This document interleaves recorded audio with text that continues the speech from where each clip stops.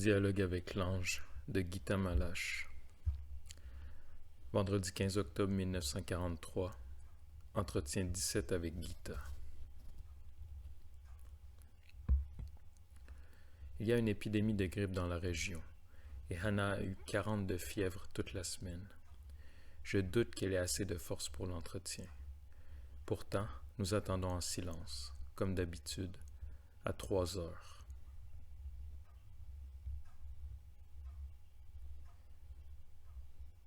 Je suis prêt.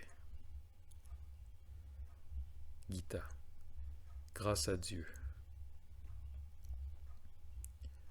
Ne t'inquiète pas, ne sois jamais de peu de foi. Demande, ma bien-aimée, car le temps est court. De toute évidence, l'ange a conscience des forces limitées de Hannah.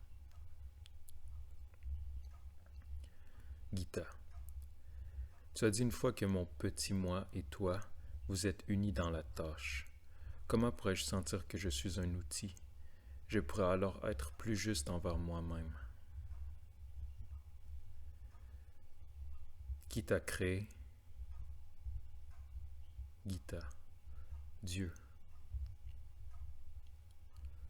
Et son œuvre est sacrée.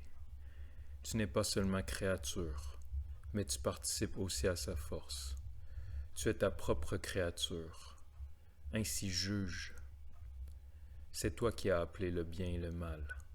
Choisis le bien et le mal disparaît, car il n'y a personne pour le créer.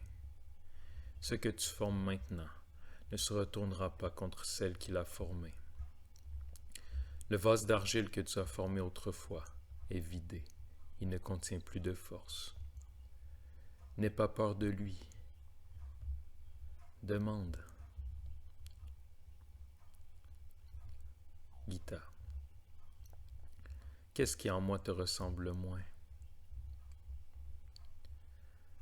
Sois bien attentive.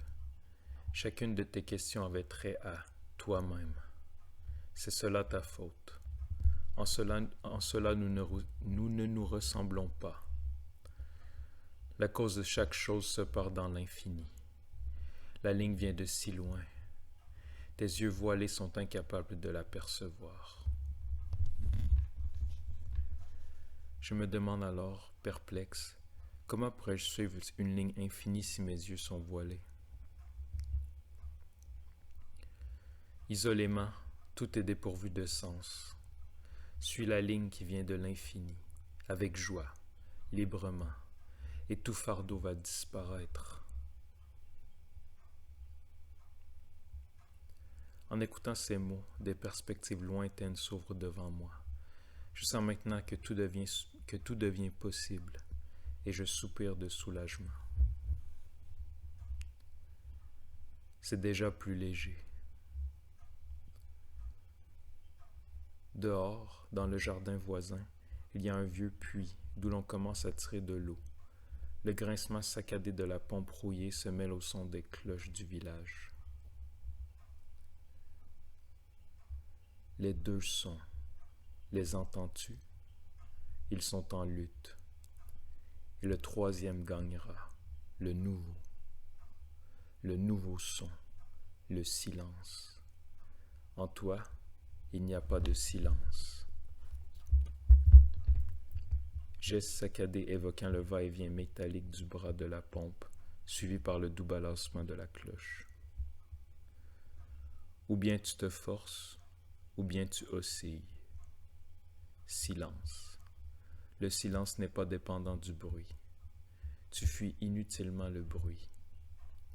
Sans parole, sans son, sans mouvement. Tous les sons unis, le silence.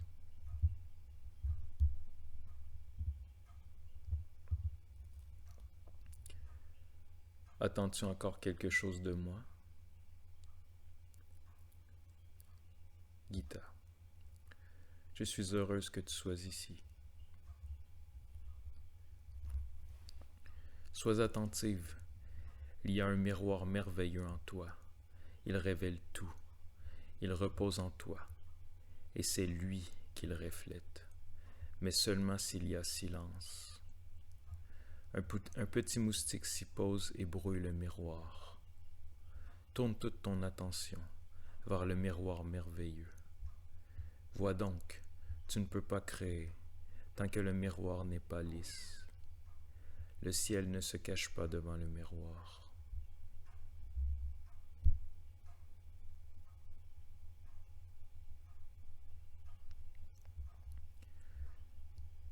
Après un très long silence, d'une voix très basse, qui nous fait percevoir une toute autre dimension, une dimension sacrée.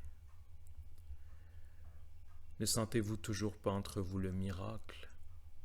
7 fois le miracle, et chemine parmi vous, le miracle des 7. Son nom est encore secret, il chemine parmi vous. Les 7 âmes du monde nouveau, le grand mystère. Son pied est la vérité. Vous ne pouvez pas le voir encore. C'est merveilleux. Soyez donc vrai, pour voir au moins jusqu'à son pied. Le silence que je t'ai enseigné, tous les mystères ensemble. Agis au nom du silence.